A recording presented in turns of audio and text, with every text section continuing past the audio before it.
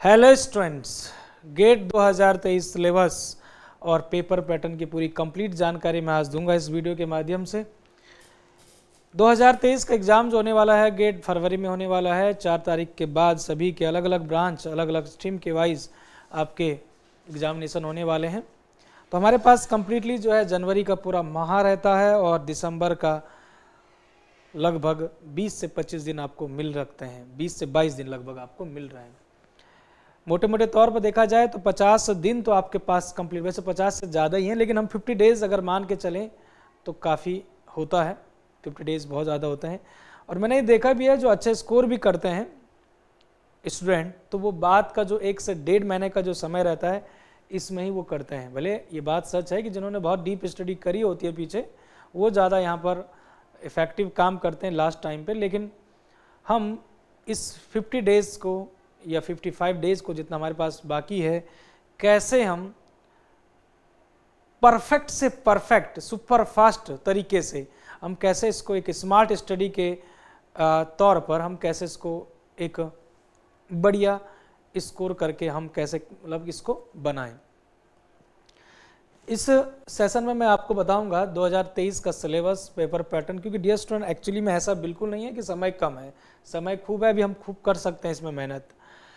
तो चलिए कुछ बातें जानकारी में रखते हैं हम इसके पास, इसमें क्या क्या हमको पढ़ना है। गेट 2023 सिलेबस, सबसे पहले डियर स्टूडेंट ये जो आपका पेपर करा रहा है ये आईआईटी कानपुर कराएगा इस बार, आईआईटी कानपुर। और आप सब लोग जानते हैं पिछला अगर प्रीवियस हिस्ट्री देखा जाए तो आईआईटी कानपुर जो है अच्छे ही मतलब कि ऐसा नहीं है कि बहुत नॉर्मल पेपर कराता है, ठीक ठाक लेवल का पेपर कराता है। मैं अलग ब्रांचों की भी बात कर रहा हूँ, इवन सिविल इंजीनियरिंग की बात करूँ तो ठीक ठाक पेपर आता है। लेकिन सिविल इंजीनियरिंग के लिए एक इम्पॉर्टेंट पॉइंट ये है कि जैसे आपका आईआईटी जब रुड़की करता है, खासकर आईआईटी रुड़की सिविल के लिए ज़्यादा इंपॉर्टेंट और ज़्यादा इफेक्टिव माना जाता है, तो सिविल का पेपर जब आईआईटी रुड़की जब सेट करता है तो ज़्यादा टफ आता है ना। लेकिन खैर इस बातें पर नहीं जाएंगे हम, ऐसा बिल्कुल नहीं है कि हम कहेंगे कि आईआईटी कानपुर टफ बनाएगा, तो ऐसा कुछ नहीं है। या आपका रुड़की जो है बहुत ईजी बना, ऐसा कुछ नहीं है।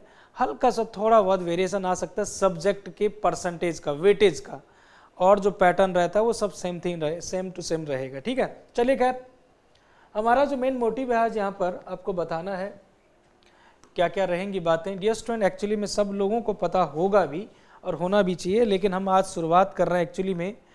अगर आपने कल का मेरा सेशन, हम लोगों का सेशन देखा था, तो वहाँ पर हमने तमाम बातें बताई थी कि हम किस तरीके से और क्या क्या हमारा स्ट्रैटेजी रहेगा गेट के लिए। लेकिन हम आगे बढ़ें उससे पहले जो है ये सब तमाम चीज़ें जो है आपको पता होनी चाहिए कि हाँ किस तरीके से हम करेंगे और क्या पेपर का हमारा जो 2023 का जो पेपर होने वाला आईआईटी कानपुर जो करा रहा है उसमें क्या क्या चीज़ें हमारे लिए सिलेबस में हैं पढ़नी जो रहेंगी, क्योंकि स्मार्ट स्टडी हमें यहाँ पर करना है। तो सबसे पहले डियर स्टूडेंट 15 मार्क्स में जो आता है वो आता है जनरल एप्टीट्यूड जीए। दूसरा है हमारा जनरल मैथमेटिक्स जो कि है आपका 13 मार्क्स।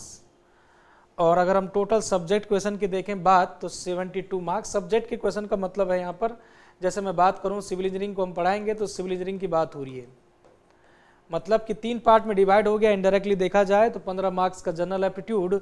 जनरल एप्टीट्यूड की बात किया जाए तो स्टूडेंट तो यहाँ पर कुछ इंग्लिश का क्वेश्चन होगा, अभी मैं बताऊँगा आपको, ठीक है ना। कुछ इंग्लिश होगा, कुछ आपके जनरल एप्टीट्यूड में आपके थोड़ा सा जो क्वांट होता है, क्वांट वाला पार्ट आ जाएगा, है ना। उसके बाद इंजीनियरिंग मैथमेटिक्स का, प्योरली इंजीनियरिंग मैथमेटिक्स आपका 13 मार्क्स का होगा, सिविल इंजीनियरिंग का आपका 72 मार्क्स का होगा। हम कहेंगे कि गेट का कितने मार्क्स का आता है पेपर, तो आप कहेंगे कि 100 मार्क्स का पेपर होगा ये। आप कहेंगे कि ऑफलाइन होगा या ऑनलाइन होगा, सीबीटी होगा, कितने घंटे होगा, तो हम कहेंगे कि सर 100 मार्क्स का जो पेपर होगा इसमें से भी 10 क्वेश्चन केवल रहेंगे। अब क्वेश्चन पर आते हैं, ऐसा नहीं है कि नॉर्मली जब हम ऑब्जेक्टिव एग्जाम देखते हैं तो 100 मार्क्स का होगा तो नॉर्मली हम मान के चलते हैं कि 1 मार्क्स का ही होगा, लेकिन गेट में ऐसा नहीं है। गेट में 100 मार्क्स का तो है लेकिन क्वेश्चन कुछ अलग है। देखो जनरल एप्टीट्यूड जो है 10 क्वेश्चन रहेंगे, जबकि कितना नंबर बताया था आपको, 2 पार्ट थे उसमें, जबकि कितना नंबर बताया था आपको, कितना बताया था आपको, ये देखो जनरल एप्टीट्यूड 15 मार्क्स का है लेकिन 10 क्वेश्चन रहेंगे, ठीक है ना। तो उस हिसाब से डिवाइड हो, मैं आगे आ रहा हूँ। 55 सब्जेक्ट से रहेंगे जिसमें कि मैथमेटिक्स भी काउंट है यहाँ पर, समझ के बात। तो बेटा आपका 65 क्वेश्चन रहते हैं टोटल गेट के एग्जाम में, 65 क्वेश्चन रहेंगे टोटल क्वेश्चन आपके 65 दिखेंगे, इसके ज़्यादा नहीं दिखते हैं। 65 क्वेश्चन रहेंगे और ये जो है 100 मार्क्स का रहेगा। टोटल पेपर जो रहेगा 100 मार्क का रहेगा दोस्तों, ठीक है। टोटल पेपर जो रहेगा 100 मार्क्स का रहेगा और क्वेश्चन रहते हैं 65। चलिए मैं आ रहा हूँ उस पर। CBT रहेगा, कंप्यूटर बेस्ड टेस्ट रहेगा। आपको वहाँ पर देखिएगा 2 तरह के क्वेश्चन आते हैं यहाँ पर भाई।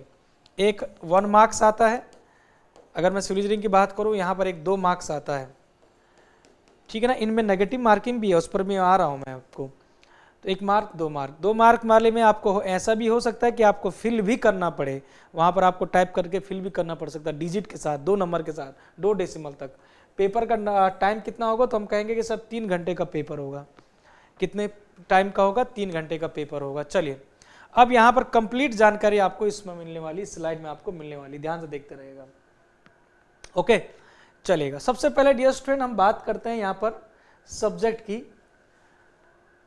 तो सिविल इंजीनियरिंग का जो आपका पेपर सेट होता है गेट का, जिसमें मैंने कहा भी था कि 100 मार्क्स का होगा, 100 मार्क्स का होगा, अभी जस्ट पहले से मैं आपको बताते चल रहा हूँ। और इसमें 65 क्वेश्चन होंगे, मैंने आपको बताया था। क्वेश्चन कितने होंगे, 65 होंगे, चलो ठीक है। जिसमें से मैंने आपको कहा था कि 10 क्वेश्चन तो बेटा आपके होंगे किसके, जनरल एप्टीट्यूड के, ठीक है, जिसमें इंग्लिश भी आता है और क्वांट भी आता है। ध्यान से सुनेगा क्या बोल रहा हूँ। कुछ 2-4 क्वेश्चन आपके इंग्लिश के दिखेंगे, लेकिन कुछ आपके क्वांटिटिव एप्टीट्यूड आता है, जिसमें कि आपको रेशियो, प्रपोर्शन, परसेंटेज, एवरेज, है ना, SI, CI, simple interest, compound, ये सब तमाम चीज़ें, लेकिन अच्छे लेवल का आता है। लॉजिकल, हल्का फुल्का आपका रीजनिंग के, ठीक है ना, बेसिक। तो ये सारी चीज़ें आपकी जनरल एप्टीट्यूड में आ सकती हैं। आप इन चीज़ों को देखने के लिए प्रीवियस ईयर क्वेश्चन पेपर आप देखेंगे कि क्या पैटर्न रहता है, तो उससे पता लग जाता है। जनरल मैथमेटिक्स का पूरा सिलेबस दिया हुआ है, जनरल मैथमेटिक्स का पूरा सिलेबस दिया है, उस पर मैं डिस्कस करूंगा। इसको जानकारी में लेने के लिए आपको प्रीवियस ईयर क्वेश्चन पेपर करना ही पड़ता है कि हाँ क्या पैटर्न रहता है। 10 मार्क्स जो आता है कैसे आता है, 10 मार्क्स जो डिवाइड होगा आपका नंबर, मतलब कि नंबर उसमें 15 का होगा। हो सकता है कि कोई 2 मार्क्स का रहे, कोई आपका 1 मार्क्स का रहे, इस तरह से होता है। 15 मार्क्स रहेगा, लेकिन 10 क्वेश्चन रहेंगे। चलो एलोकेटेड जो मार्क्स रहते हैं वो ऐसे रहते हैं। इंजीनियरिंग मैथमेटिक्स आपके 10 क्वेश्चन रहेंगे केवल, लेकिन मार्क्स जोन में लगेंगे 13 नंबर रहेंगे। 13 नंबर का है बेटा। तो इनडायरेक्टली देखा जाए तो 13 और 5 तो 28 नंबर हो गया जी। टोटल देखा जाए तो आपके 28 नंबर जो हैं आपके सिविल इंजीनियरिंग को परे हैं, सिविल इंजीनियरिंग से छोड़ के। ऐसा तो आपका इंजीनियरिंग मैथमेटिक्स भी सिविल इंजीनियरिंग में जोड़ा जाता है, लेकिन सिविल इंजीनियरिंग को छोड़कर अगर हम देखें तो बेटा 28 नंबर केवल आपके मैथमेटिक्स और उसको लेके हैं। 72 नंबर का आपका टोटली सिविल इंजीनियरिंग है। ये पूरा का पूरा सिविल है ये 72 नंबर का, जिसमें कि ऐसा नहीं कि 72 है तो सारे के सारा 72 में एक एक नंबर के होंगे, ऐसा नहीं। इसमें 45 क्वेश्चन होंगे आपके, 45 क्वेश्चन होंगे, जिसमें कि कुछ 1 नंबर का होगा, कुछ 2 नंबर का होंगे, उस पर मैं डिस्कस करूंगा। तो ये मैंने आपको पेपर का पैटर्न आपको समझा दिया। लेकिन अब मैं क्वेश्चन पर आता हूं कि क्वेश्चन कैसे रहेगा। दोस्तों यहां पर ध्यान से देखिएगा। For a wrong answer chosen in the MCQs, multiple choice question, there will be negative marking also. There will be negative marking also. तो यहाँ पर negative marking तो है ही। अब कैसे है उसको समझते हैं। अगर आपका 1 मार्क का MCQ है, 1 मार्क MCQ है, तो दोस्तों उस पर 1/3 की मार्किंग है, कोई दिक्कत नहीं है। IIT कानपुर 2023 की मैं बात कर रहा हूँ। IIT कानपुर जो इस बार का पेपर कराएगा 2023 की मैं बात कर रहा हूँ, इसकी बात कर रहा हूँ दोस्तों। तो IIT कानपुर 2023 का जो पेपर है 1 मार्क जो है MCQ 1/3 का है, उस पर कटेगा, डिडक्ट होगा। जबकि हम बात करते हैं 2 मार्क्स की, तो 2 मार्क वाले जो आपके क्वेश्चन होंगे MCQ, तो उस पर 2/3 कटेगा, 67%, इस ठीक है ना।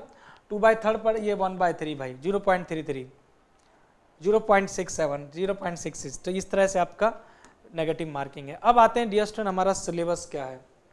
अब एक एक चीज़ को ध्यान से देखिएगा। यहाँ पर देखा जाए तो आपके 7 सेक्शन है, मैंने पूरा सिलेबस आपके लिए देखा है, ये देखिएगा पूरा एनालिसिस है मेरे पास। तो 7 आपके सेक्शन हैं टोटली जो सिविल इंजीनियरिंग का सिलेबस, जिसमें कि मैं मैथमेटिक्स को भी जोड़ रहा हूँ। तो पूरा जो आपका पेपर है, एप्टीट्यूड को हटा दो, एप्टीट्यूड में तो आपका कुछ भी आ सकता है, वो आपको प्रीवियस ईयर पेपर के हिसाब से पता लगेगा। इंजीनियरिंग का जो सिलेबस है भाई बेटा, उसमें 7 सेक्शन है। नंबर ऑफ सेक्शन कितने हैं, 7 सेक्शन है। ये मैंने नया सिलेबस आपका 2023 का डाउनलोड किया। अब देखो इधर सबसे पहले आते हैं dear student section number 1। Section number 1 में क्या है, इंजीनियरिंग मैथमेटिक्स है।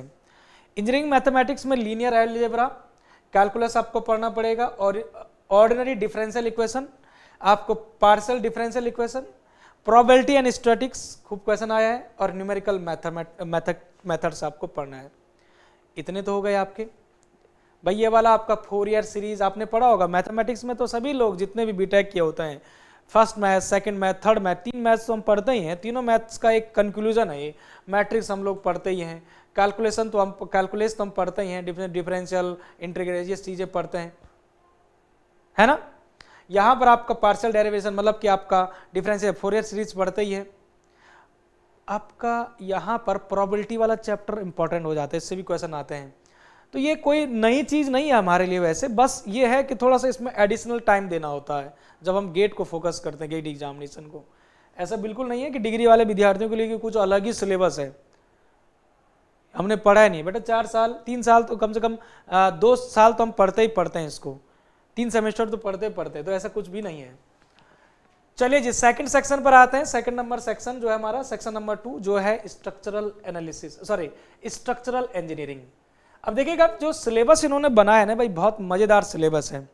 और आपको एक मजेदार बात और बता दूं, आपके जो अच्छे अच्छे महारत्न और मिनी रत्न जितने भी पीसीयूज हैं, पीएसयूज हैं आपके अभी एट प्रेजेंट, वो सभी जो हैं अपने यहाँ सिलेक्शन, जितने भी पोस्ट का सिलेक्शन कर रहे हैं, रिक्रूटमेंट, वो गेट एग्जामिनेशन के बेस पर कर रहे हैं।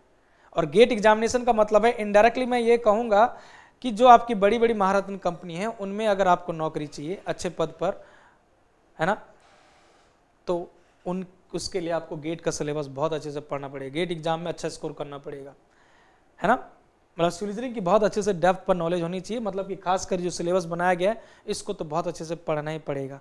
लेकिन इसमें भी कुछ स्मार्ट वर्क है, ऐसा नहीं कि आप 15 के 15, 20 सब्जेक्ट आप दबा के पढ़ते रहो, बढ़िया से इसमें समय देते रहो 2 साल 3 साल, ऐसा नहीं है। इसमें स्मार्ट स्टडी है, उस पर डिस्कस करेंगे। चलो स्ट्रक्चरल इंजीनियरिंग में देखिएगा किन किन तरह से इन्होंने डिस्कस किया है, स्ट्रक्चरल इंजीनियरिंग में किस किस तरीके से इन्होंने जो है सब्जेक्ट को डाला है। तो पहला सब्जेक्ट डियर स्टूडेंट, पहला सब्जेक्ट जो है ए नंबर, इंजीनियरिंग मैकेनिक्स। प्यारे विद्यार्थियों, यहाँ पर आपका फोर्स का एनालिसिस, न्यूटन्स के लॉ का एनालिसिस, है ना, फ्री बॉडी डायग्राम, ये सब तमाम चीज़ें इसमें आ रहा हूँ मैं, इसके सिलेबस में आ रहा हूँ मैं, डिटेल सिलेबस पर आ रहा हूँ, बस अभी मोटे मोटे तौर पर समझते जाओ। सॉलिड मैकेनिक्स वाला पार्ट कौन सा है, तो हम कहेंगे कि सर स्ट्रेंथ ऑफ मटेरियल वाला पार्ट है, इसका सिलेबस भी डिस्कस कर रहा हूँ। सी पार्ट जो है दोस्तों वो है स्ट्रक्चर एनालिसिस, जिसमें कि आप डीएस डीके निकालना सीखते हैं, जिसमें truss, arch, ILD, matrix, matrices आप पढ़ते हैं, है ना, matrix method, stiffness method, slope deflection method, ये सब तमाम चीज़ें इसमें सीखते हैं। डी पार्ट है dear student construction material and management, CPM वाला पार्ट, इसको हम शॉर्टकट में कहते हैं सीपीएम एंड पार्ट वाला पार्ट। नेक्स्ट है डियर स्टूडेंट आपका ई जो पार्ट है, जो आपका स्ट्रक्चरल वाले पार्ट का जो ई पार्ट है, ये इसमें हम कह रहे हैं कंक्रीट स्ट्रक्चर, जिसको आप सरल भाषा में कहते हो RCC, reinforcement cement concrete design, RCC बहुत अच्छे से पढ़ना पड़ेगा, as well as W as well as LSM. ई के बाद जो आपका लास्ट पार्ट है स्ट्रक्चरल इंजीनियरिंग में, मतलब कि सेकंड सेक्शन में, पहला मैथमेटिक्स हो गया, सेकंड सेक्शन आपका ये है। इसमें दोस्तों आपका स्टील स्ट्रक्चर आता है, स्टील के पार्ट आपको पढ़ना पड़ेगा। ये तुम्हारा IS कोड 456 है और यहाँ पर आपका IS कोड 800 है, ठीक है। तो ये बातें आपको पढ़नी पड़ेंगी। ये तो हमारा सेक्शन हो गया 2 स्ट्रक्चरल इंजीनियरिंग। मैं आ रहा हूँ वेटेज की भी बात कर रहा हूँ, ये सेक्शन 2 हुआ, केवल सेक्शन 3 पर आ रहे हैं, मतलब कि सेक्शन 2 को मैं डिफाइन कर रहा हूँ कि इंजीनियरिंग मैथड 3 पर तब आऊंगा मैं। 7 सेक्शन हमको पढ़ने, 7 सेक्शन, ये तो इसके अंडर हुआ है अभी, ऐसे ऐसे आपको 7 सेक्शन पढ़ने हैं। लेकिन 7 सेक्शन पे जाने से पहले मैं आपको पहले इंजीनियरिंग मैकेनिक्स में क्या है, सॉलिड मैकेनिक्स में क्या है, स्ट्रक्चरल एनालिसिस में क्या है, सीपीएम में क्या क्या है, क्या क्या पढ़ना है, वो सब तमाम बातें यहाँ पर डिटेल में करने वाला हूँ। क्योंकि डियर स्टूडेंट जब भी हम शुरुआत करते हैं तो पहले हमें क्या क्या चीज़ें पढ़नी है, किस तरीके से पढ़नी है, वो सब चीज़ें आपको पता होनी चाहिए। क्योंकि सारा का सारा जो हमारा मकसद है वो आपको एक एक चीज़ें सब्जेक्ट के अनुसार या सिलेबस के अनुसार, क्योंकि हमारा जो मेन मकसद है वो गेट 2023 का जो क्रैश कोर्स जो हम लेके कर रहे थे कल भी बात, उस पर आपको डिटेलिंग पढ़ना है, अच्छे स्कोर कराना है, उसके लिए हमें ये चीज़ें पढ़नी पड़ेंगी और पढ़ानी भी आपको पड़ेंगी और समझना पड़ेगा क्या क्या चीज़ें हैं। इंजीनियरिंग मैकेनिक्स की बात करते हैं दोस्तों। इंजीनियरिंग मैकेनिक्स में dear student system of forces, free body diagram, equilibrium equation, है ना, आपको internal forces in the structure, friction का concept and its application, centre of mass, centre of gravity, free vibration of the undamped static degree of freedom system, SDO system. Solid mechanics जिसको मैं strength of material कह रहा था, तो आपका bending moment, shear force diagram, statically determinate beam. ध्यान रखिएगा statically determinate beam के लिए केवल बोला है, इनडिटर्मिनेट नहीं।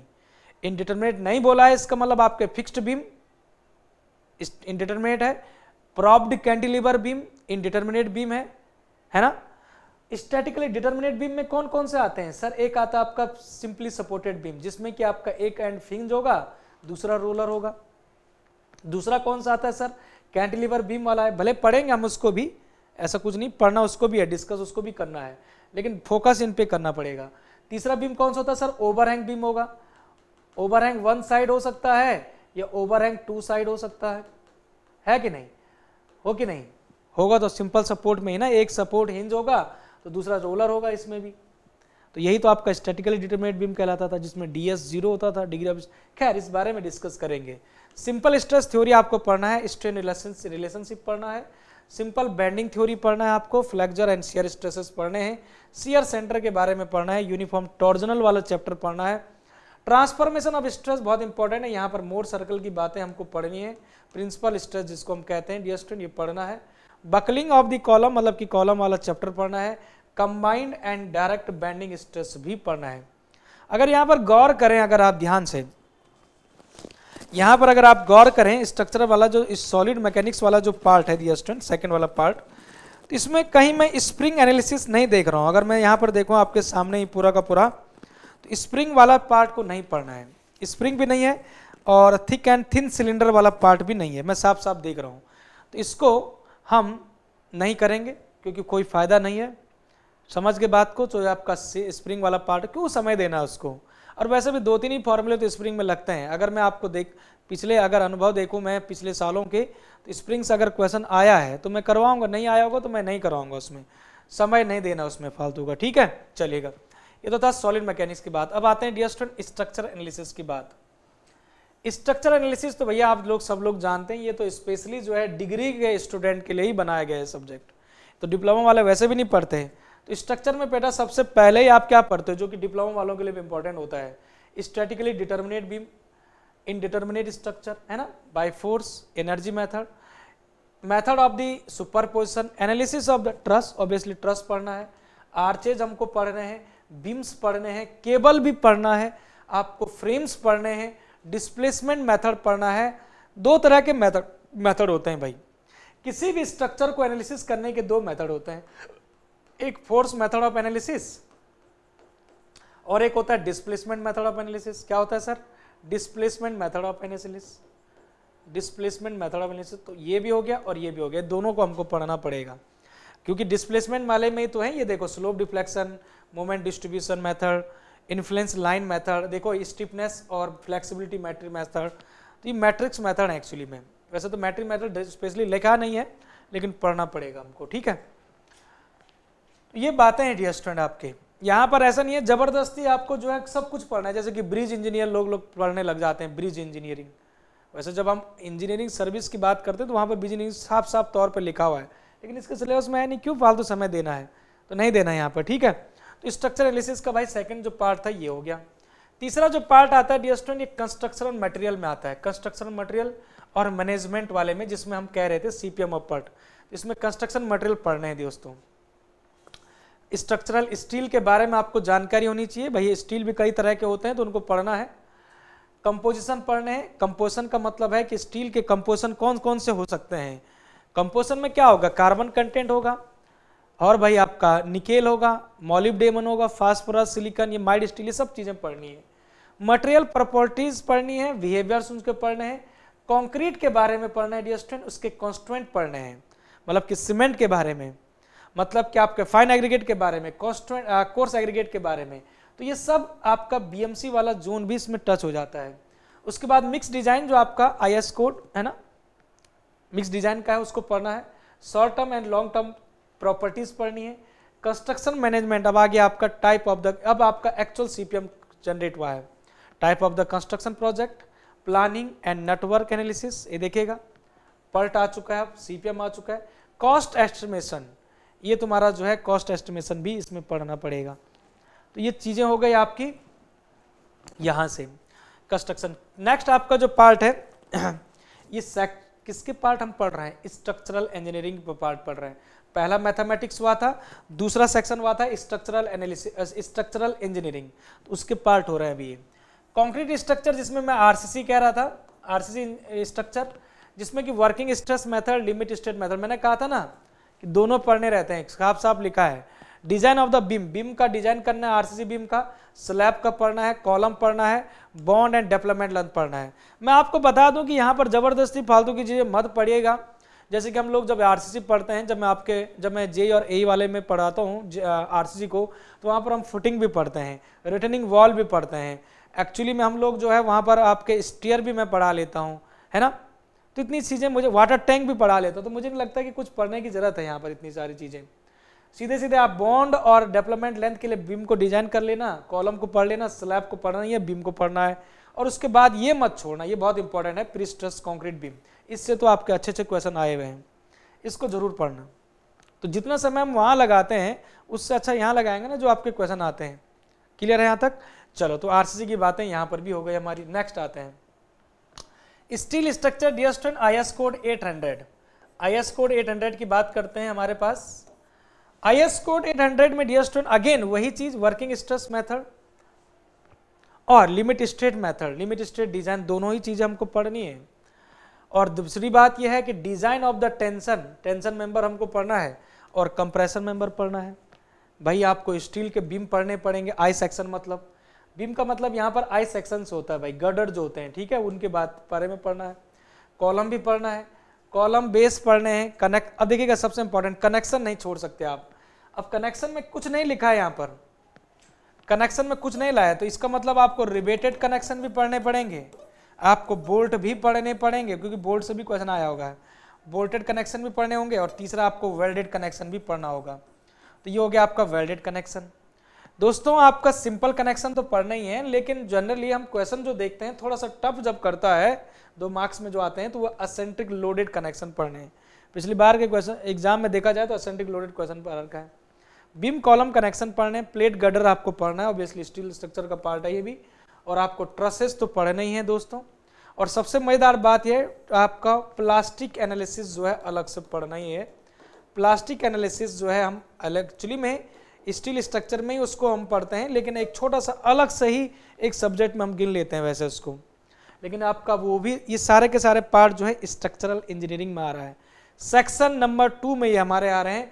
प्लास्टिक एनालिसिस में डियर स्टूडेंट हम जब पढ़ते हैं, यील्ड मूवमेंट पढ़ते हैं, शेप फैक्टर पढ़ते हैं, आपका एक पढ़ते हैं हम प्लास्टिक मॉडुलस, मतलब कि एक सिंपल सेक्शन मॉडुलस पढ़ते हैं, एक प्लास्टिक सेक्शन मॉडुलस पढ़ते हैं हम। तो चलिएगा, हमारे पास सेकंड जो सेक्शन था दोस्तों, यहाँ पर मैं आता हूँ फिर से।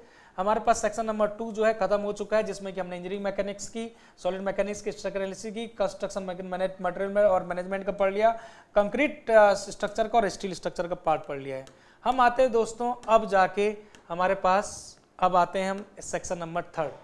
सेक्शन नंबर 3 अगेन आपका इंपॉर्टेंट है, इंपॉर्टेंट सब है। वेटेज में बाद में आ रहा हूँ, वेटेज के बारे में बात डिस्कस करेंगे बाद में। तीसरा जो सेक्शन है दोस्तों, ये है आपका जियोटेक इंजीनियरिंग। और जियोटेक जो है 2 चीज़ों से मिलकर बना है। जियोटेक जो है 2 चीज़ों से मिलकर है, जो हमने पढ़ा होगा, एक सॉइल मैकेनिक्स, एक तो है सॉइल मैकेनिक्स, और दूसरा है दोस्तों आपका फाउंडेशन इंजीनियरिंग। शायद आपको ये छोटा छोटा दिख रहा है या नहीं दिख रहा है, कोई बात नहीं, मैं आपको बता दूं, डिक्टेट कर दूंगा। बस मेरा मकसद यहाँ पर आपको ये बताना है कि जियोटेक के अंदर हम क्या क्या चीज़ें पढ़ते हैं।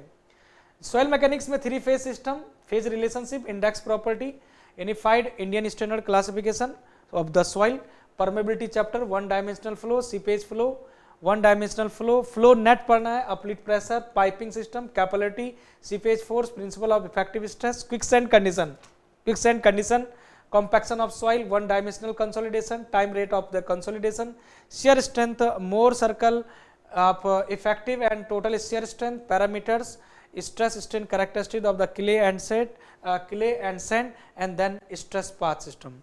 तो ये सब बातें हैं दोस्तों, ये सब बातें आपको पढ़नी पड़ेंगी, ये सॉइल मैकेनिक्स के अंदर है। अब जैसे हम फाउंडेशन इंजीनियरिंग में जाते हैं, क्योंकि जियोटेक में दोनों चीज़ें होती हैं, तो सब सरफेस इन्वेस्टिगेशन आएगा, पहले ड्रिलिंग बोर होल आएगा आपका, ड्रिलिंग बोर होल, सैम्पलिंग आएगा, प्लेट लोड टेस्ट करेंगे हम, standard penetration and cone penetration test करेंगे, अर्थ प्रेशर थ्योरीज पढ़ेंगे, रैनकाइन और कॉलम थ्योरी पढ़ेंगे अर्थ प्रेशर की, स्टेबिलिटी ऑफ स्लोप पढ़ेंगे, फाइनाइट एंड इनफाइनाइट स्लोप पढ़ेंगे, बिशॉप्स मेथड पढ़ेंगे, stress distribution in the soil पढ़ेंगे, बॉस्निक थ्योरी, ये बहुत इंपॉर्टेंट है भाई। बॉस्निक थ्योरी जो है हम वर्टिकल स्ट्रेस के लिए पढ़ते हैं जनरली, तो ये दोनों जगह पर मैं देखता हूँ इसको, तो सिलेबस में जनरली ए और जेई के सिलेबस में नहीं होता है, ये आपका गेट का होगा, ये तो एससी में होता है। प्रेशर वल्व हम पढ़ेंगे, सैलो फाउंडेशन में आपका पढ़ना पड़ेगा, टर्जाई और मेयर्स थ्योरी पढ़नी पड़ेगी बियरिंग कैपेसिटी की, effect of the water table, combined footing and draft foundation पढ़ना पड़ेगा, कॉन्टैक्ट प्रेशर डिस्ट्रीब्यूशन आपको पढ़ना पड़ेगा, सेटलमेंट एनालिसिस सैंड में पढ़ना पड़ेगा, क्ले में पढ़ना पड़ेगा, डीप फाउंडेशन पढ़ना है आपको, dynamic and static formula, axial load capacity for the pile in the sand and clay, pile load test, pile under the lateral loading, pile group efficiency पढ़ना पड़ेगा, नेगेटिव स्किन फ्रिक्शन, तो ये सब चीज़ें जो है आपकी जियोटेक इंजीनियरिंग की है। सेक्शन नंबर 3 आपका इस तरीके से बना है। नेक्स्ट आते हैं सेक्शन नंबर 4 जो कि है हमारा टोटली वाटर रिसोर्स आपका इंजीनियरिंग। दोस्तों water resource engineering, water resource engineering जो है दोस्तों आपका वाटर रिसोर्स जो इंजीनियरिंग है, वाटर रिसोर्स इंजीनियरिंग, अब ध्यान से देखना, वाटर रिसोर्स इंजीनियरिंग सबसे पहले हम आते हैं fluid mechanics. Fluid mechanics water resource में, वाटर रिसोर्स में क्या है, पानी से जुड़े हुए सब सारे सब्जेक्ट हैं, ये सारे सब्जेक्ट जो है पानी से जुड़े हुए हैं, जो आएगा आपका चौथे वाले पार्ट में। इस तरह से सिलेबस डिफाइन किया है आईआईटी कानपुर ने, वैसे तो यही सिलेबस था पहले भी। तो properties of fluid, fluid mechanics आपका, फ्लूइड स्टैटिक्स आपको पढ़ना है, लेकिन जनरली इससे क्वेश्चन कम आता है आपका, बायोएंसी वाले से क्वेश्चन आ रहे हैं पिछले सालों में देखा जाए। कंटिन्यूटी मोमेंटम आपको एनर्जी इक्वेशन पढ़नी है, बर्नौली इक्वेशन आपको, दियर एप्लीकेशन भी पढ़नी है बर्नौली की, potential flow, laminar flow, turbulent flow, flow in pipe, pipe network, concept of the boundary layer and it's growth, concept of the lift and drag आपको पढ़ना है। डियर स्टूडेंट्स आपको hydraulics पढ़ना है। अब हाइड्रोलिक का मतलब होता है दोस्तों आपका कौन सा पार्ट, जो कि ओपन चैनल वाला पार्ट होता है, जैसे कि किसमें क्या है, force on the immersed body, मतलब बायोएंसी वाला part, flow measurement in the channel, open channel वाला फ्लो आ गया। अब आपका पाइप में पूछा गया है, दोनों में निकालना है, ओपन चैनल में भी और पाइप में भी। Dimensional analysis and the hydraulic simulated आपका channel hydraulics, energy depth relationship, specific energy E निकालना है, critical flow, hydraulic jump, uniform flow and gradually varied flow and water sources. Indirectly अभी तक मुझे यहां से और यहां तक ये समझ आया है, ध्यान से देखिएगा, यहां से लेकर यहां तक फ्लूइड मैकेनिक्स और हाइड्रोलिक्स को दोनों को मिला के मुझे ये समझ आया है दोस्तों कि यहां पर या तो आपका एफएम है या तो आपका ओसीएफ है, मतलब कि हाइड्रोलिक मशीन वाला जो पार्ट है वो नहीं है गेट में। सिलेबस के अकॉर्डिंग तो मैं ये देख रहा हूं, ठीक है ना, हाइड्रोलिक जंप है, ये सारी चीजें हैं, लेकिन फिर भी हम पिछला पेपर का एनालिसिस करेंगे बहुत सारा। हम पेपर के जब क्वेश्चन कराएंगे, फुल लेंथ पेपर जब कराएंगे, तो वहां से तो आपको खूब अच्छे से फील होगा कि भाई क्या आया है क्वेश्चन या नहीं आया, या अगर आया है तो उस पर हमें मेहनत करनी पड़ेगी। नेक्स्ट आते हैं हाइड्रोलॉजी। हाइड्रोलॉजी डियर स्टूडेंट तीसरा आपका सेक्शन, मतलब कि इसी में सेक्शन 4 में हाइड्रोलॉजी। हाइड्रोलॉजी में hydrological cycle, precipitation, evaporation, evapotranspiration, watershed, infiltration, unit hydrograph आपको पढ़ना पड़ेगा, हाइड्रोग्राफ एनालिसिस है ना, reservoir capacity, flood estimation and routing है ना, surface run off models, ground water hydrology, steady state wall well hydraulics and aquifer application of Darcy law, ये चीजें पढ़ ली हैं। तो मतलब कि ये तुम्हारा जो है, जो डार्सी लॉ वाला जो पार्ट था आपका, जैसे कि एप्लीकेशन ऑफ एक्वाफर, एक्वाक्लूड, एक्वाफ्यूज, एक्वाटार्ड, ये सब बातें पढ़ते हैं ना आप, तो ये हाइड्रोलॉजी के अंतर्गत आ गया है। हाइड्रोग्राफ, हाइड्रो हिटोग्राफ है ना, ये सब पढ़ने हैं आपको, फ्लड का एनालिसिस, हाइड्रोलॉजी तो अच्छा सब्जेक्ट है, ये तो आपको ही पढ़ना ही है। वेटेज किसका कितना है उस पर तो मैं आगे आऊंगा ही, घबराओ मत आप। नेक्स्ट है दोस्तों आपका इरिगेशन, सिंचाई इंजीनियरिंग। सिंचाई इंजीनियरिंग के आपके न्यूमेरिकल खूब आते हैं, झमाझम, छोटे मोटे इक्के दुक्के अगर आ गया थ्योरी तो आ गया, नहीं तो मोस्टली इसमें न्यूमेरिकल आते हैं अच्छे से। तो टाइप ऑफ इरिगेशन, इरिगेशन के टाइप पढ़ने हैं, कितने तरह के हम इरिगेशन टाइप पढ़े, उसके मेथड क्या है, मेथड पढ़ने हैं। क्रॉप वाटर रिक्वायरमेंट पढ़ने हैं, जिसमें कि आपका ड्यूटी आप जानते हैं डेल्टा, और उसमें रिलेशनशिप पढ़ना है, ड्यूटी डेल्टा और आपका बेस पीरियड में रिलेशनशिप, इवेपो ट्रांसपिरेशन, ग्रेविटी डैम आपको बहुत अच्छे से पढ़ना है, स्पिलवे के बारे में, लाइंड और अनलाइंड कैनाल में क्या डिफरेंस है, डिजाइन ऑफ द वेयर आपको पढ़ना है, permeable foundation, cross drainage work, cross drainage work. तो मतलब कि आपको डैम के बारे में भी यहाँ पर नॉलेज चाहिए है, जो कि जनरली आप पढ़ते हैं, इरिगेशन में यही तो चीज़ें तमाम पढ़ते हैं आप। सॉइल और मॉइस्चर रिलेशनशिप से भी आपके क्वेश्चन आते हैं, जैसे कि आपका क्रॉप और वाटर रिक्वायरमेंट है ना, इसका मतलब वही है। SMT सॉइल मॉइस्चर टेंशन से क्वेश्चन आता है, जिसमें कि आप पढ़ते हैं अवेलेबल वाटर, जिसमें आप पढ़ते हैं आपका ग्रेविटी वाटर, जिसमें आप पढ़ते हैं कि क्या सैचुरेशन वाटर, जिसमें आप पढ़ते हैं PWP परमानेंट विल्टिंग पॉइंट, है ना, पढ़ते हैं कि नहीं पढ़ते हैं, तो वो सब तमाम इसमें आपका सेक्शन नंबर 4 में आ चुका है। 7 सेक्शन है टोटल। नेक्स्ट आते हैं 5वां सेक्शन। 5वां जो है अगेन भैया बहुत ही ज़्यादा इंपॉर्टेंट है, सबसे ज़्यादा इंपॉर्टेंट में से ही मैं कहूँगा एनवायरनमेंट है। ऐसा नहीं है कि सब कोई कम है, सभी अपनी जगह हैं, लेकिन वेटेज मैं लास्ट में करता हूँ, अभी नहीं करता, चलो ठीक है। इन्वायरमेंटल जो आपका पार्ट है ना दोस्तों, ये आपका एक्चुअली में 4 सेक्शन में अगर मैं देखूं तो 4 सेक्शन में है ना। एक आपका वाटर और वेस्ट वाटर क्वालिटी ट्रीटमेंट एक साथ कर दिया उन्होंने, चलो कोई दिक्कत नहीं। एक आपका ड्रिंकिंग वाटर है, मैं देख लेता हूं, जो सेक्शन नंबर 5 है आपका इन्वायरमेंट वाला। इसमें आप देख पा रहे हैं कि दोस्तों यहाँ पर ध्यान से देखना, इसमें आपका एक ड्रिंकिंग वाटर है और एक वेस्ट वाटर क्वालिटी पैरामीटर है इसमें, और उसके ट्रीटमेंट है। इसमें basics of the water quality standard हम पढ़ेंगे, जिसमें कि फिजिकल और केमिकल वाले पढ़ेंगे। फिजिकल में हम जो है वही तुम्हारा जो है टेम्परेचर, ऑर्डर, आपका टेस्ट, टर्बिडिटी, ये सब बातें पढ़ेंगे। केमिकल में आपका BOD, COD, hardness, alkalinity, pH मान, ये सब वैल्यू पढ़ेंगे हम इसमें। वाटर क्वालिटी इंडेक्स आपको यूनिट प्रोसेस आपको पढ़ना है, ऑपरेशन, वाटर रिक्वायरमेंट पढ़ना है, water distribution system, drinking water treatment आपको पढ़ना है। जब हम सीवरेज सिस्टम पर आएंगे तो उसमें सीवरेज सिस्टम डिजाइन आपको पढ़ने हैं, सीवर पढ़ने पड़ेंगे, quantity of domestic water supply आपको पढ़ना है, प्राइमरी और सेकेंडरी ट्रीटमेंट पढ़ना पड़ेगा, effluent discharge standard, sludge disposal, reuse of the treated sewage for the different application. भाई जब आप कोई वेस्ट वाटर देख रहे हैं और उसको जब आप STP करते हैं, सीवेज ट्रीटमेंट प्लांट में, उसका जब आप उसको लाते हैं 20 मिलीग्राम पर लीटर, तो उसका रीयूज क्या करोगे, इरिगेशन पर्पज के लिए करोगे, तो वो सब चीज़ें इसमें पढ़ेंगे हम। एयर पॉल्यूशन बहुत ज़्यादा पूछा जा रहा है दोस्तों आजकल के एग्जाम में, और गेट में तो पूछा ही जा रहे हैं दुक्के क्वेश्चन। तो टाइप्स ऑफ द पॉल्यूटेंट, कौन कौन से पॉल्यूटेंट है, जिसमें कि primary pollutant, secondary pollutant, their sources, impact क्या है उसका, एयर पॉल्यूटेंट आपके कौन कौन से हैं, कंट्रोल कैसे करोगे उनका, एयर क्वालिटी स्टैंडर्ड आपको पढ़ने पड़ेंगे, एयर क्वालिटी इंडेक्स और लिमिट हमको पढ़नी पड़ेंगी। नेक्स्ट आते हैं dear student municipal solid waste. Municipal solid waste जो है, अब जो सॉलिड वेस्ट अभी तो आपने करा लिक्विड वेस्ट की बात, सॉलिड वेस्ट में हम क्या क्या देखेंगे, जैसे उसकी करैक्टरिस्टिक पढ़ेंगे, जनरेशन, कलेक्शन कैसे करेंगे, उसका ट्रांसपोर्टेशन कैसे करेंगे, कैसे ट्रांसपोर्ट करेंगे, कहाँ ले जाएंगे उसका सॉलिड वेस्ट का, और engineered system for the solid waste, मतलब कि एक परफेक्ट तरीका क्या है सॉलिड वेस्ट को डंप करने का है, इंसिनरेशन करने का है। तो डियर स्टूडेंट इसमें सबसे इंपॉर्टेंट हमको रीयूज उसका देखना है। क्या हो सकता है कि बहुत सारा, जैसे आपने देखा हो कि प्लास्टिक की बोतल है या आपका कांच की बोतल, उसको रिसाइकल किया जाता है, कंपनी में ले जाकर उसको फिर से गला गुला के पूरा हीट करके फिर से उसको रीयूज किया जाता है। तो वही चीज़ लिखा उसने कि हम जो सॉलिड वेस्ट है उसका रीयूज कैसे करें, उसका रिसाइकल कैसे किए, और कैसे उसको एनर्जी में रिकवर करा जाए, उसका ट्रीटमेंट, उसका डिस्पोजल, ये सब बातें हमारी जो है म्युनिसिपल सॉलिड वेस्ट में हमको पढ़नी रहती है। नेक्स्ट आते हैं सेक्शन नंबर 6, अगेन इंपॉर्टेंट, जिसमें हम बात करेंगे ट्रांसपोर्टेशन इंजीनियरिंग की दोस्तों। ट्रांसपोर्टेशन इंजीनियरिंग, ट्रांसपोर्टेशन इंजीनियरिंग की बात करते हैं दोस्तों, तो ट्रांसपोर्टेशन इंजीनियरिंग में हमारे 2 प्रकार से आता है वैसे तो।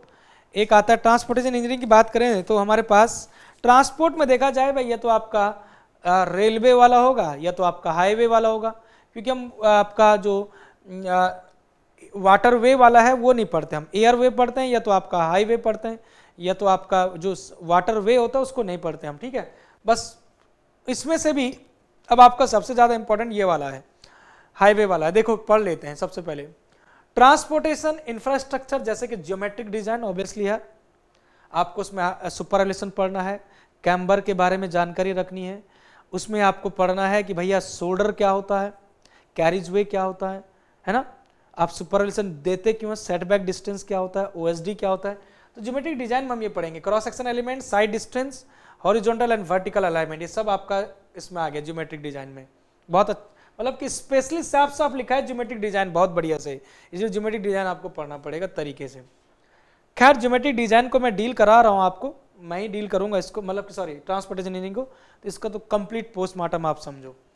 Geometric design of the railway track, speed और कैंट आपको पढ़ना है। कैंट का मतलब ग्रेडियंट से होता है यहाँ पर, उसके लिए फॉर्मूला आता है, उस फॉर्मूले पर क्वेश्चन आता है, तो उस क्वेश्चन को डील करेंगे।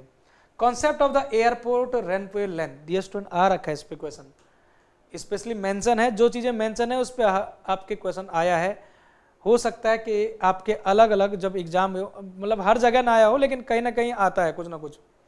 कैलकुलेशन करना है उसकी, करेक्शन टैक्सीवे और एग्जिट टैक्सीवे डिजाइन करनी है। चलिए जी, हाईवे पेमेंट की बात करते हैं अब।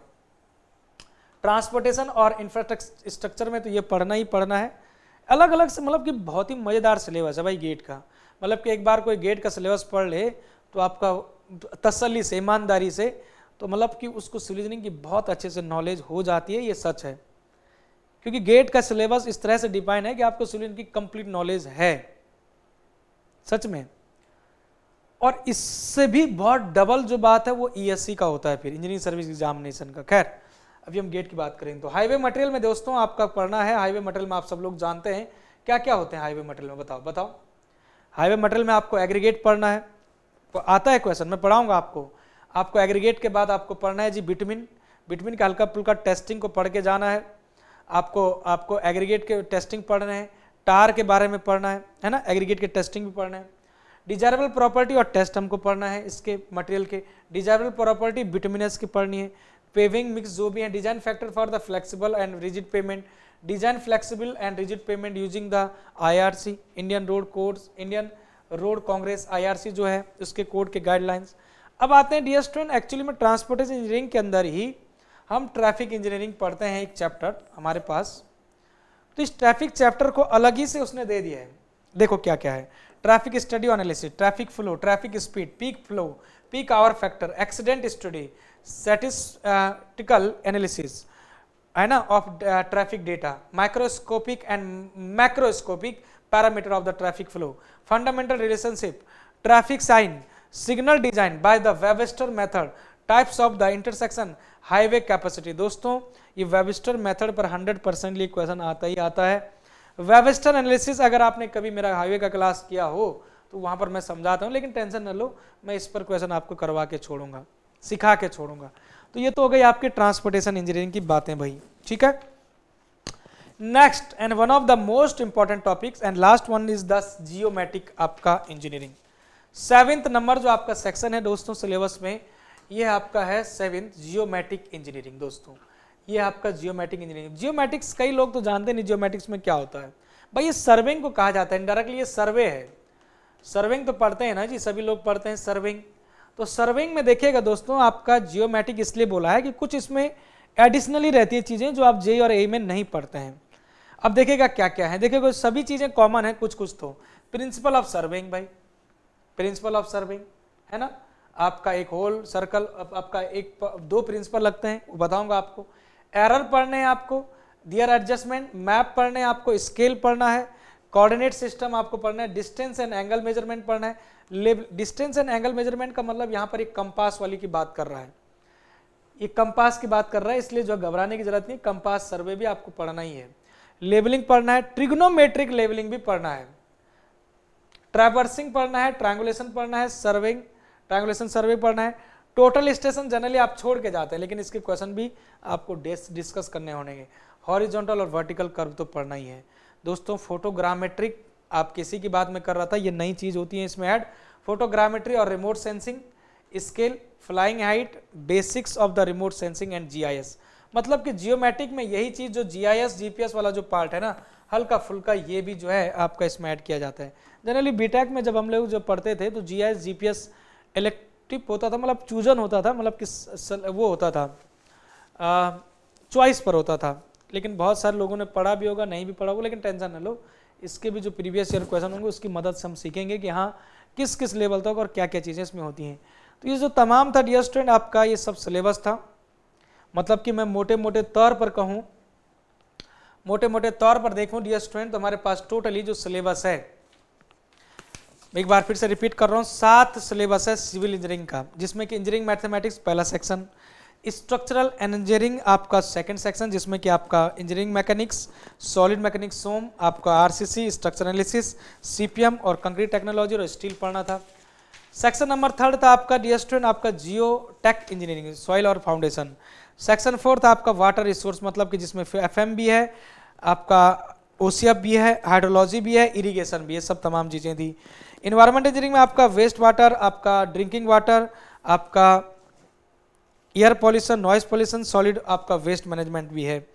ट्रांसपोर्ट इंजीनियरिंग में आपको रेलवे इंजीनियरिंग तो पढ़ना ही है, ट्रैफिक इंजीनियरिंग तो पढ़ना ही है, ज्योमेट्रिक इंजीनियरिंग तो पढ़ना है, हाईवे मतलब पूरा पढ़ना है। 7वां सेक्शन जो लास्ट सेक्शन था इसमें जियोमैटिक है, जिसका मतलब है आपका सर्वेइंग, सर्वेइंग को कंप्लीट आपकी जानकारी होनी चाहिए सर्वेइंग की। ओके चलिए खैर अब आते हैं आगे। अब आपके दिमाग में एक चीज आ रहा होगा कि सर किस सब्जेक्ट को हम कितना पढ़ें, किस सब्जेक्ट को हम कितना पढ़ें सर। यहाँ पर शायद आप पीछे देख पा रहे हैं या नहीं देख पा रहे हैं, कोई बात नहीं, लेकिन टेंशन लेने की जरूरत नहीं। यहाँ पर मोटे मोटे तौर पर एक आंकड़ा मैंने लिया था, लेकिन कोई बात नहीं, आपको दिख भी नहीं रहा है। तो यहाँ पर मैंने एक जगह लिखा है सब्जेक्ट, एक जगह लिखा है गेट 2019, यहाँ पर 2000, इधर देख लेता हूँ मैं, इधर 2019 लिखा है और इधर गेट 2020 है और ये गेट 2021 है और ये गेट 2022 है। ठीक है, अब यहाँ पर दोस्तों ध्यान से देखना मेरी बात को, कोई बात नहीं दिख नहीं भी रहा तब भी चलेगा।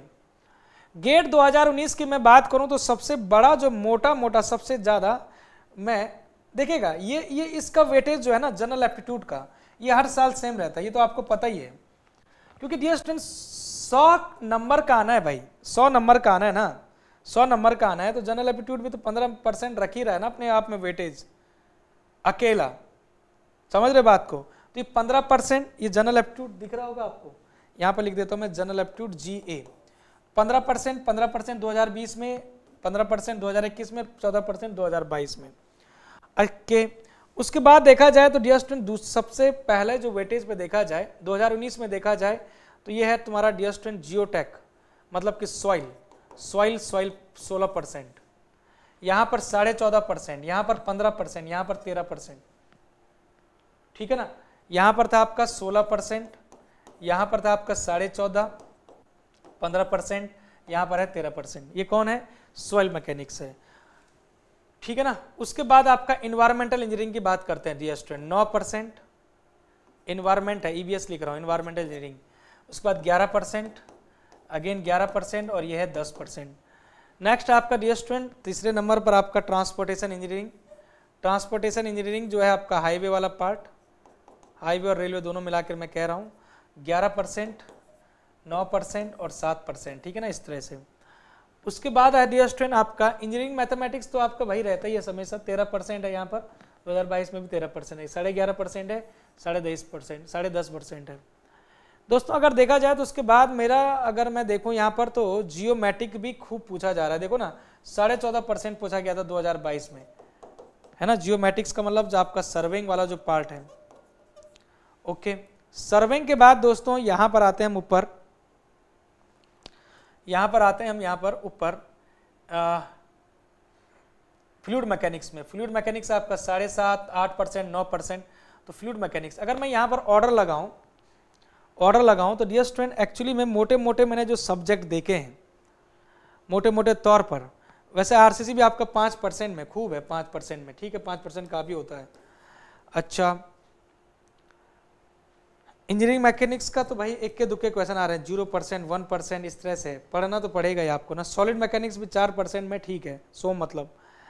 उसके बाद स्टील स्ट्रक्चर को देखा जाए तो स्टील स्ट्रक्चर भी 5% घटा है, 2022 तक 2% पर आया है, लेकिन वेरी करता रहता है ये। लेकिन जो आपके ज़्यादा सबसे ज़्यादा वेटेज के सब्जेक्ट हैं उनका मैं पहले नंबरिंग कर देता हूँ भाई। चलिए जो सबसे ज़्यादा मोर वेटेज सब्जेक्ट हैं दोस्तों, मैं ऑर्डर पे कर रहा हूँ। देखिएगा मोर वेटेज सब्जेक्ट जो हैं, जो आपको पढ़ना ही पढ़ने हैं, सबसे ज़्यादा पढ़ने हैं, सबसे ज़्यादा। तो सबसे ज़्यादा पढ़ने वाले जो सब्जेक्ट हैं दोस्तों, उनमें से आपका जियोटेक, मतलब कि सॉइल बोल देता हूं मैं ना, सॉइल एंड फाउंडेशन बोल देता हूं मैं, soil and foundation, soil and foundation है जो, ठीक है, सॉइल एंड फाउंडेशन है। नेक्स्ट आपका जो है दोस्तों इन्वायरमेंटल इंजीनियरिंग है, इन्वायरमेंटल इंजीनियरिंग नेक्स्ट नंबर पर। मतलब कि ये ऐसा नहीं है, नंबरिंग नहीं है, इनका हल्का फुल्का वेरी करता रहता है, इनका नंबर भी नहीं लगाऊंगा मैं। हो सकता है कि IIT कानपुर इस बार तुम्हारा इन्वायरमेंट को ज़्यादा दे दे, हो सकता है कि अगली बार ये आ जाए ज़्यादा। तो इनका ये जो सब्जेक्ट है वेरी थोड़ा बहुत वेरी करता है, लेकिन आता इनका लगभग सबसे ज़्यादा वेटेज में से रहते हैं ये। नेक्स्ट आता है दोस्तों आपका हाईवे, हाईवे और रेलवे दोनों को मैं एक साथ जोड़ देता हूँ, transport engineering, transportation engineering, transportation engineering, okay, transportation engineering. Next आते हैं दोस्तों आपका ट्रांसपोर्टेशन इंजीनियरिंग के बाद अगर देखा जाए तो हमारे पास हो जाएगी बातें हैं सर सर्विंग, सर्विंग, सर्विंग जिसको हम जियोमेट्रिक कह रहे हैं। उसके बाद देखा जाए तो आपका इरिगेशन। अब ये तुम्हारे जो है सबसे 4 सब्जेक्ट, भाई 4-5 सब्जेक्ट तो आपको वैसे भी पता है ना, बनाने पड़ते हैं, soil and foundation, environmental engineering, transportation engineering और सर्विंग, और एक और है आपका जो आपके इसी में से है सबसे ज़्यादा में से FM, एंड इसी में मैं जोड़ दे रहा हूँ ओपन चैनल फ्लो। तो डियर स्टूडेंट, अगर मैं सीरियसली कहूँ ना, अगर मेरी बात को अगर आप सीरियस लें, और लेना भी पड़ेगा अगर आप सच में फोकस हैं, तो ये हैं जो आपको गेट में बहुत अच्छा स्कोर दिलाते भी हैं और अच्छी खासी आपको जो है पकड़ भी दिला सकते हैं, गेट के एग्जामिनेशन में बहुत अच्छा बिल्टअप भी करेंगे आपके लिए तैयारी के लिए। तो ये है soil foundation, environmental engineering, transportation engineering, surveying और FM और OCF। उसके बाद जो आते हैं डियर स्टूडेंट यहाँ पर RCC, स्टील, ठीक है ना, इरिगेशन, इनमें भी आपका कुछ वेटेज है, इनमें भी वेटेज है, इरिगेशन, RCC, स्टील, है ना, जो आपके बाद के सब्जेक्ट हैं, इरिगेशन हो गया, RCC हो गया, स्टील हो गया, इसी में इरिगेशन और हाइड्रोलॉजी इसमें साथ में जोड़ देता हूं मैं, है ना, CPM PERT, okay, irrigation, hydrology, RCC, steel, CPM PERT, तो ये सब बातें आपकी इसमें आ गई हैं दोस्तों, एक इसमें आ गई, ये इसमें आ गई, तो ये है जी कहानी, है ना। स्ट्रक्चर भी इसी में आ जाता है, सोम भी इसी में डाल देता हूँ मैं, सोम भी कम पूछा जा रहा है, ठीक है ना, लेकिन सोम के क्वेश्चन कभी कभार बढ़ भी जाते हैं, इसलिए हम इसको अलग ही रख देते हैं, सोम और स्ट्रक्चर को, ठीक है ना, इसी में रख देते हैं इसको भी, ठीक है। तो ये थी बातें दोस्तों, लेकिन ये हमारे सबसे स्कोरिंग सब्जेक्ट हैं भाई, सबसे ज़्यादा, ठीक है, ओके जी। तो हमारा जो फोकस रहेगा दोस्तों, सबसे पहले हमारा जो फोकस रहेगा यहाँ पर, सबसे पहला जो फोकस रहेगा दोस्तों वो रहेगा इन सब्जेक्ट को कराने का, मतलब कि इन सब्जेक्ट का निचोड़ करने का पहले, मतलब कि पहला जो निचोड़ रहेगा वो इन सब्जेक्ट को करने का रहेगा भाई, इनको करने का रहेगा, इनको करेंगे हम पहले तरीके से, ठीक है, इनको करेंगे हम बढ़िया से, तब जाके होगा काम, ठीक है। तो डियर स्टूडेंट, हमारी जो है क्लासेस कंटिन्यू हो रही हैं, रिग्नेश सर भी कर रहे हैं, मैं भी कर रहा हूँ, कुछ सब्जेक्ट मैं डील करूँगा, कुछ रिग्नेश सर करेंगे, और हम लोग जो है मिल के बहुत बढ़िया से आपकी तैयारी कराएंगे गेट की। बस आपको क्लास को कंटिन्यू रिदम के साथ देखनी है, हमारी क्लास भी कंटिन्यू रिदम के साथ आपके लिए होंगी। तो बस करते हैं हम मज़ेदार, बहुत बढ़िया से मेहनत के साथ तैयारी, जुड़े हमारे साथ, ठीक है, चलेगा। Thank you very much, thanks to all.